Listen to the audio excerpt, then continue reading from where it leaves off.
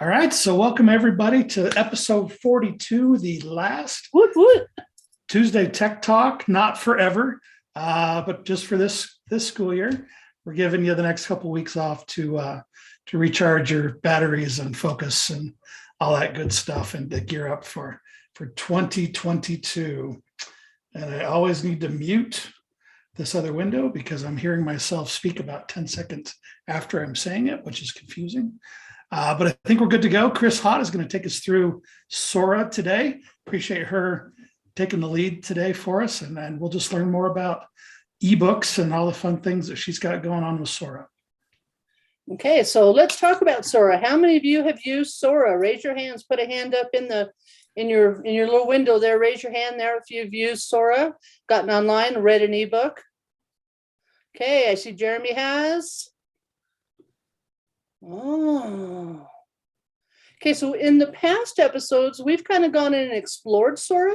Sora is an ebook library where kids can access books. So we've talked about that in the past. You might want to go back and look at another episode about how we can use it. Today, I kind of wanted to talk about how you as teachers could use it, and some of the things that you might find useful in your classroom. And this particularly came out of a question that Amanda and her co-teacher, I'm blanking on the name now, they kind of asked, they had some questions. What was her name? Kaylee? Yeah, had asked about some specific things about some text selection. Well, how could they use this in the classroom? And we're starting to get this more and more. Teachers now are saying, well, what are these kids doing on their devices all the time, right? Now that we've handed these kids Chromebooks and they've got phones and iPads and all these devices, we think kids are spending too much time online. I love it when I'm walking through, especially a high school and even an elementary school, and I see kids, sitting in the hallway or something, and they're on their device, and I look over and they're reading something out of our ebook library, rather than being on Google or some other place. So let's see what they're doing on their devices. They're checking out books on our Sora ebook library. Okay, our library was started over 8 years ago. We wrote Has a it grant. been that long? It's been that long, yeah. 8 years ago, we started out our library just for 9th through 12th graders, just to reach our rural schools, like out in Millard, Kane, Garfield, those kids out in Lake Powell, Bryce, those far-flung schools that maybe 100 kids. Librarian had a budget of $300, so they couldn't really get a good collection. We started with 9th through 12th fiction grade. We wrote a grant for $25,000 and we opened it up. Now, 8 years later, we have K through 12, and we have over $500,000 worth of books in here for the students. And our numbers Good job, go Chris. up. That's all her work. And our librarians, every librarian. Yeah. David knows, he's worked on it. Lindell has been a great champion. Lindell over at Delta High in Millard. All of our librarians have just championed it. And we've always wanted it to be a supplement to the libraries, not to supplant. These just help the kids, especially in those smaller libraries. But think about things like when a kid wants that third series in a book, they can go to Sora, or if the library doesn't have it, takes too long to order, or they need multiple copies. This has been a great resource. This will never replace our librarians or libraries. But just for an example, this just happens to be the top 20 schools. We have about 54 schools that access it. And I just pulled the top 20, and this is the last 30 days of checkouts. So you can see how many students are checking books out. This is the top 20 schools. So this is checked out books for a total. The students have opened up close to 13,000 books in the last 30 days. So that's pretty impressive. We have about 25,000 students in our region. And so the students can also earn achievements, and they get these little achievements. You can see this is my little dashboard there that shows, and my numbers are low because I only use this one for training. I have a different account I use for reading. It shows your reading, how many books you've opened, how many minutes you've read, and you can earn these little micro credentials, little badges. Okay, so the students, if you look on that right-hand side, the blast off and check it out, every time they do something, they can earn an award. And I've printed out posters for our teachers that you can put a poster up on the wall and kids can check off as they're earning these. So these are all schools, and these are how many of these little micro credentials that kids have earned. So they can earn them in all sorts of different ways. The students are reading. Look at that, the average time per user, the students are reading 45 minutes a day. And this is usually outside of the classroom because we see these numbers. If you look at those dates, over the Thanksgiving holiday, numbers do not go down. Over the Christmas break, the numbers go up. Kids are getting new devices. They're using them for ebooks. Over those spikes are weekends, aren't they? Yeah, the spikes are the spikes up are weekends, and then sometimes during the summer we will see this. It'll go down a little bit, but not that much really. We still see a lot of usage during the summer. The kids can still access books. I was out in Beaver one time and the kids were saying, well, we're going hunting. How can I get the books? Because I know there's no internet. What can I do? Well, we showed them how to download the books and they can still have their books when they're out hunting. So this has been a really great resource for kids to be able to have. And think about that if you're traveling, somewhere and you don't have to take a stack of books. You can have 20 books right there in your device. Okay. So the books are available 24/7, no matter where you're at. And so this is just the last 30 days. So imagine those kids are reading that 45 minutes per day. And the students are listening. Audiobooks has been a huge increase. We've seen a great big increase. If you look at this chart, the students on the average minutes per day, they're spending more minutes listening to audiobooks than they spend minutes on regular ebooks. But they are checking out more ebooks because we have more ebooks available. If you look at those numbers, we've got over 14,000 titles, different books in our library, for a total of over 24,000 copies. Because if a student puts a book on hold, every Friday we check the holds. And if there's more than 3 holds on a book, we purchase extra copies. So then they get those holds pushed right out. So books that are really popular, we have multiple copies. So we recently wrote a grant here at our office to get an additional $10,000 worth of audiobooks so that the kids would listen to. And the books are selected a lot by the students. We have a way that students can recommend books. So they will recommend the books and then we kind of put them in a cart and make a list. And then the librarians, we have a committee of librarians that we share that list out. David probably saw that list go out last month. And the librarians all review that list. If you've heard about the recent book challenges, we have to be a little bit careful. But the librarians look at that list and then we purchase those books that are all approved. But it's really neat because it's always been student driven. A student can go to the librarian and say, hey, I want this, can we get this book? They send me an email and we can usually have it in the library in a couple hours. Okay. So as librarians and teachers, how can you leverage this access that students have and this interest? I mean, if you knew that kids were this excited about reading books and they had this access to books, what are some of the things that you would like to be able to do to leverage that in your classroom? Anybody have any suggestions or ideas?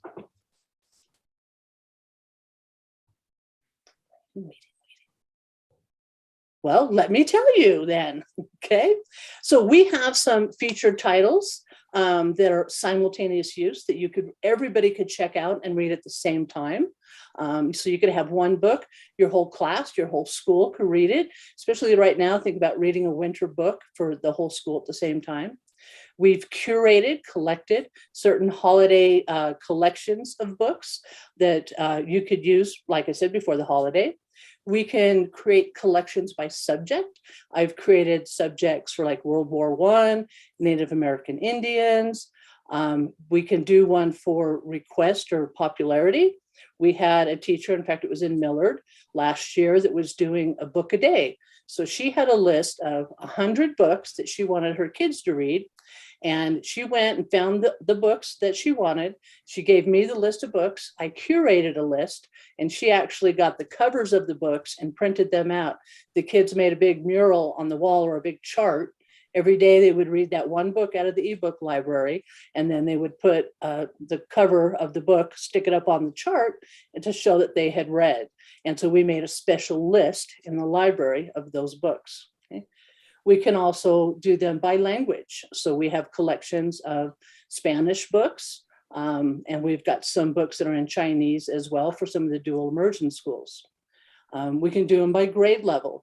make it really easy for your littles to be able to find it. There's a special section that they can go to.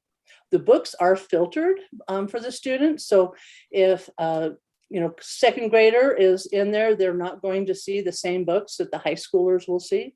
High schoolers will see the adult, juvenile, and young adult books, but juveniles will only see juvenile. Young adults will see young adult and juvenile. So, the top level can see all three, bottom level can only see theirs. So it's filtered. Okay. And there's more. So we're going to take a look at that right now. Any questions before we go? And if you want to check this out too, you can go to this link right here. Click and put that in the you already got it. Yep. And I'm going to stop sharing this screen and go and share this screen. Do you have those incentives, like the posters? Do you have those in a digital format? We do, and there's going to be a link. That's a great question. Thanks for asking that. So I'm going to share share this screen again. Okay, so can you see Sora now? Yep. Okay, so anybody with that link that has a school email, and do you have a school email, Kaylee?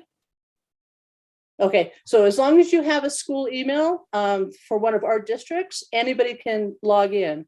Yeah, I have it pulled up. I'm looking at the I can read section right now. Okay, cool. So I like the selection so far. Cool. So we're here at the top right now. So we'll kind of just do a real quick drive-by. So this right here, I was talking about making that simultaneous use. This is Winter Candle. So if everybody wanted to read that, they could. And then these are collections that I've curated. So Let It Snow, those are those winters. Or if we look right here at collections and I click on that, these are ones that I've collected or I've curated because teachers have asked me to do it. Launch High School, they wanted some self-help books. Valley Academy, they used the Spalding reading method. So they wanted some books to tie in. So that's what I thought, Kaylee, you talked about some specific types of books. We could make a collection. We have Beehive Awards. Yeah, so we can create these awards or these collections. And then when you put a link or when you click on it, so these are all I can read by myself. You can take this link right here and you can post it somewhere. You can share it with kids and they can click on it and then they just have to log in and it takes them right to this page. So that's how you can share collections. So, and then we display them right here too. What I really love is students can also search by subject. I was an elementary librarian for years, and I had teachers that would do bingo by genres. So kids would come into me and say, where's the historical fiction? Well, books are in physical libraries are shelved by author's last name. So it was really hard to be able to find that. But if kids want to come and they want to look just for fiction books or just for science fiction, they can click on that.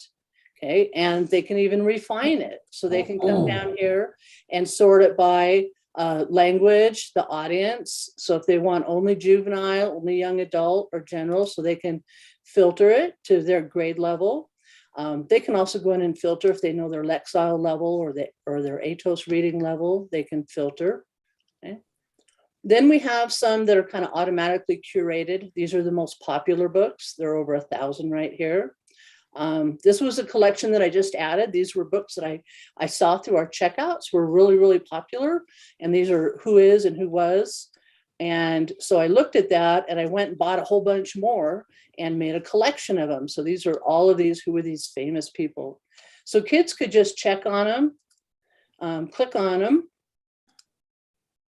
And then it kind of opens up to this and it tells you a little bit more about the book. Okay, and it tells you the Lexile and the text difficulty, and it tells you how many copies. Some will say simultaneous. That means as many people as you want can check them out.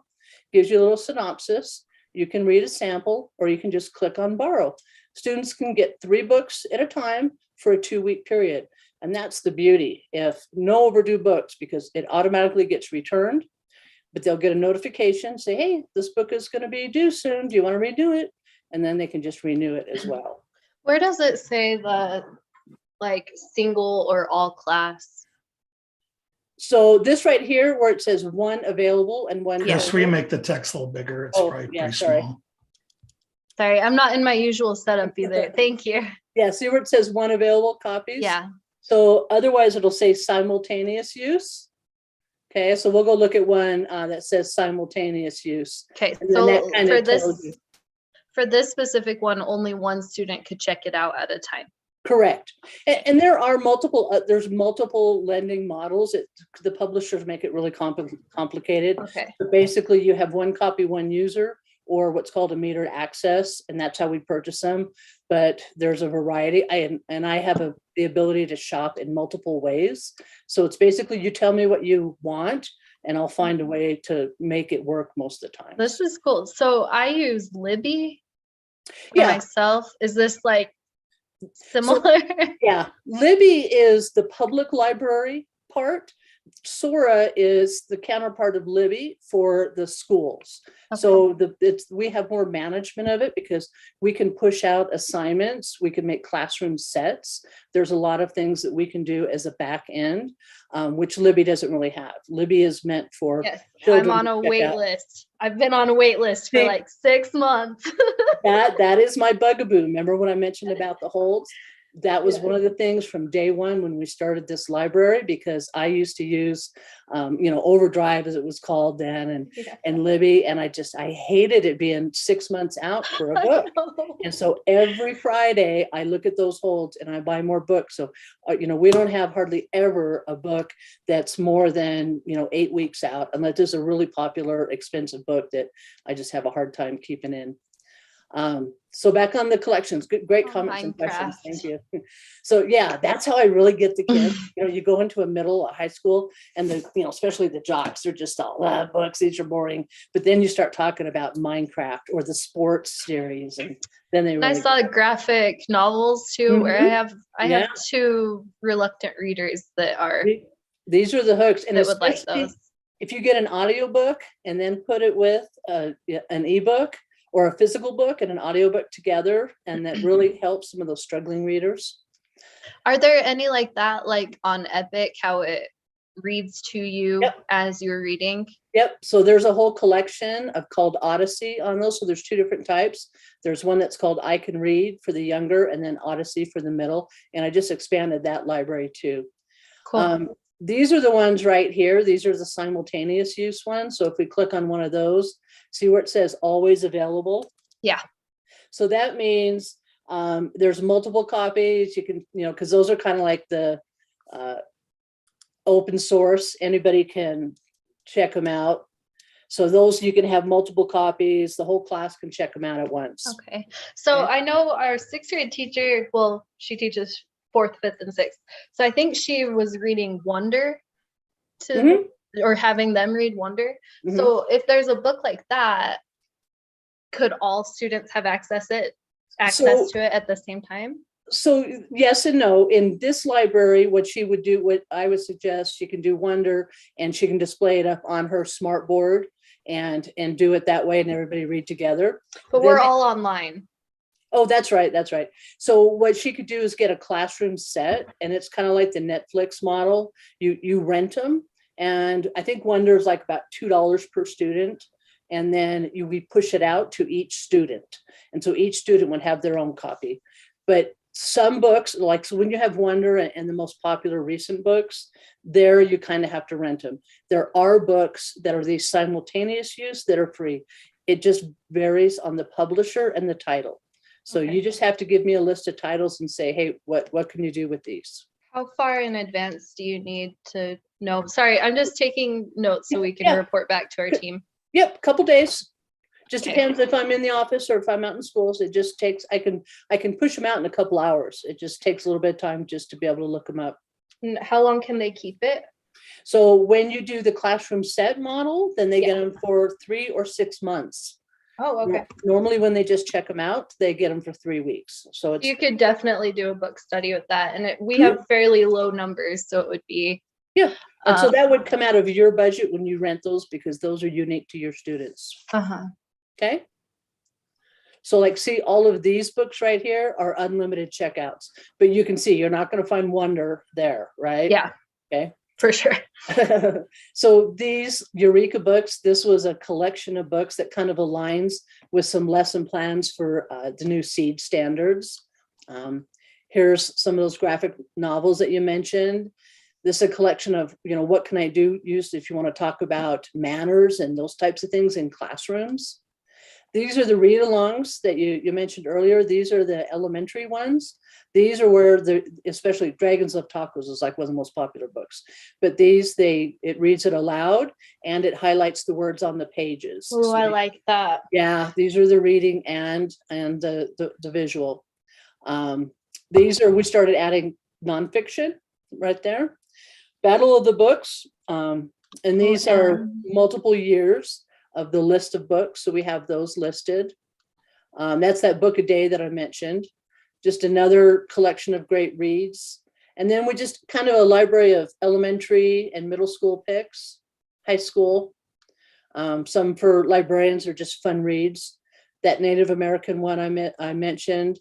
Classics, and this was actually for, it was either Millard or Delta High School, I can't remember. The teachers, this is required reading for the language arts teachers. But we didn't want to call it required reading, right? We just wanted to call it classics. But this teacher says you have to go read something off of this. World War II. These The are Book Thief. That's my favorite book. Oh yeah. The Odyssey audio, those are the ones that read aloud and visually. So those are both the audio and the ebooks.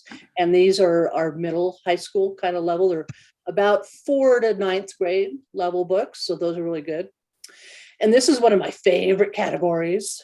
We wrote a grant a couple years ago and went out, taught kids how to use Utah's online library, how to create a Google Drive and how to create a book.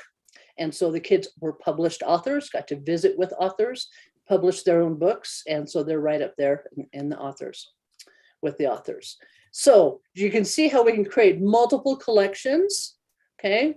And we can do all sorts of different types of collections. So if there's something that you wanted for your classroom, it's really easy to create a collection and to build something just for you, okay? Does that make sense? And then classroom sets is a whole nother thing that could be for a whole nother session, but I don't have a way to display that for you because you have to go in. It's kind of like the Amazon shopping, the marketplace that I go into, and you have to shop for that. Does that make sense? Yes, no? Yes, I see something in the chat. me. Okay. that was a note for you. I was Yeah, just giving yeah. thumbs up. Yeah, I'm good. So I did this. This is mostly for the online. There's a video here, and I'm not going to go through this right now. But when we talk in the chat. yeah. Okay, good. When we talk about creating those collections, there's a great resource in Utah's online library about how to find books that match some type of lesson that you're trying to teach. So any of you other teachers, if you're looking for books in all grades that want to either, opposing views or compare and contrast, any of those kind of text selections, there's a really great list, a collection of lists with books that will help you to find books that will help you with those lessons. That's awesome. That's what I contacted you about. Yeah. That's what gave me the idea to go a whole different direction with today's tech. Well, thank you. but wait, there's more. And I'm wrapping up. There's some student tools in there that we've done sessions on before, and I've linked some tutorials. Kids can annotate, they can highlight, they can export their notes. It looks up the words if they don't know a word, because we know kids, what do they do when they don't know a word when they're reading a book? They all rush right over, pick up the dictionary, look at the guide words, right? Not. Okay. So they can click on a word and it gives the definition to them right there. Okay. So they can export their notes, they can track their student progress. And then here I have a bunch of links. Especially, please check out this bottom one. There's a flyer that you can just electronically send to all of your students. They can even connect to the public library. They can have lots of great books to read for the break. There's a Google Drive, there's a Google Drive folder in there that is full of lessons, resources, printouts, all that kind of stuff. The rest are just links for more information. All right. Just dropped all those links in the chat. Thank you, Clint. Yep. All right. Any questions? Mind blown? Every time. I appreciate it. Thank you. This is such a great resource. It's been my passion project for 8 years now. Yep. I love it. Like when I walk into a school, a library, a classroom, and I feel like I can hand over $500,000 worth of content to a teacher and kids. And the kids get so excited because librarians are just so, their budgets are slashed. It's just so hard to keep fresh content in, and to be able to do this and provide this service. I mean, it just to supplement the great work that librarians are doing, and especially when we went, when we went online, and there's just so many reasons for kids to be able to have this access on their device. And one of the biggest things, and I got to add this one. Well, two things. One, you've got those high school kids at a 4th, 5th grade reading level. Okay, they're not going to find, or would they even check out a 4th or 5th grade reading level book out of a high school library and carry that around in high school? But they can go find a book in the library and read it and help develop fluency and competency in there. You have dyslexic fonts that kids that have trouble reading, that they can put that dyslexic font, they can change the background so they can adapt it, so they can read books that physically they may not have been able to do before. So there's just so many benefits to this to help those students that just maybe can't find the right or get the right book in physical form. You have those for the littles as well, like the dyslexic? Yes, that's available in probably 90% of the books. Not all books. Some books have what's called a fixed layout, and the fonts aren't adjustable. But in some of those links, there's plenty of documentation. There's a link called Sora for Teachers in there, and that's one of my blog posts, and it goes through and it tells you every one of those features and how to use it. Wonderful. Cool. Thank you. Yep. And I'm happy to follow up with you and anybody else on more of that. I'm always happy to talk about Sora. You can tell. Thanks, Chris. We're excited. That makes me excited about it. Thank you. Yeah, I love it. It's been great. Okay. Okay, thanks, Chris. A couple of PSAs to wrap up. Chris, if you'll run through these slides, and I've posted all the links we're going to talk about here. Next month, we're going to start off on the 11th. So you're going to get the next 3 weeks off. We'll talk about a couple different ways to make word clouds, those cool little things that have, a list of brainstorm words, and we'll show you how to make those. I'll talk a little bit about going further with Google Tools. And then we've been talking about the Utah Ed Chat, but not everyone can handle or jumping into Twitter and just managing all that stuff. So we're going to talk to you about how to do a Utah Ed Chat. So that's coming up in January. That's a great idea, Clint. Thank you very much. Speaking of Utah Ed Chat, tomorrow night, they're featuring a teacher from Washington School District. He's a coach from Washington School District, talking about teacher evaluation. And so there's information there and his Twitter account. Then we've got a couple courses, our spring educational technology endorsement program courses. Those top 3 cards there, those courses start on January 13th. So the core course, Classroom Integration of Educational Technology.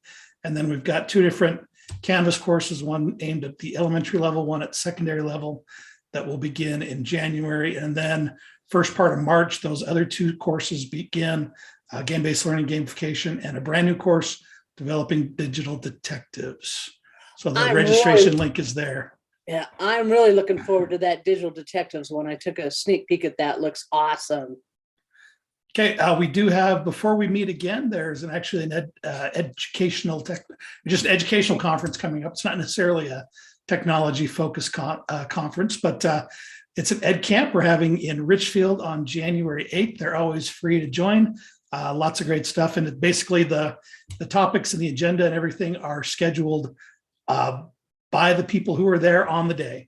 So if you want to go learn about something or have something you want to share, you come and have some free food and get some swag, and come and just have a good discussion with other educators. And that'll be the registration. Again, it's free, and the link is there in the chat as well. And if you haven't been to an ed camp, you really got to check it out. They are so much fun because it is not like your regular one where you troop from session to session. It's no presentations, no presentations, all conversations. It's vote with your feet kind of thing. Yeah, it's so much fun. You muted yourself. Oh, my microphone died. Can you guys still hear me? I can hear you. Okay, mine went away. And then later on in March, we've got our big statewide USAC conference coming up. Early bird registration, reduced pricing is going until the 31st of December, and the link is in the chat and there as well. Highly recommend that conference. Yep. Awesome one. And then make sure the roll's there. Sign the roll. Make sure you put your cactus site here. Just make sure I can give you credit for your time today. And again, always these recordings will be posted on our Tuesday Tech Talk archive on YouTube. So I believe that's it. Thank you so much. I hope you guys we've made it by 4:00. Good job, Chris. Hope you guys have an amazing holiday. Any other questions? I'm going to stop the recording, but if you guys have any questions or comments,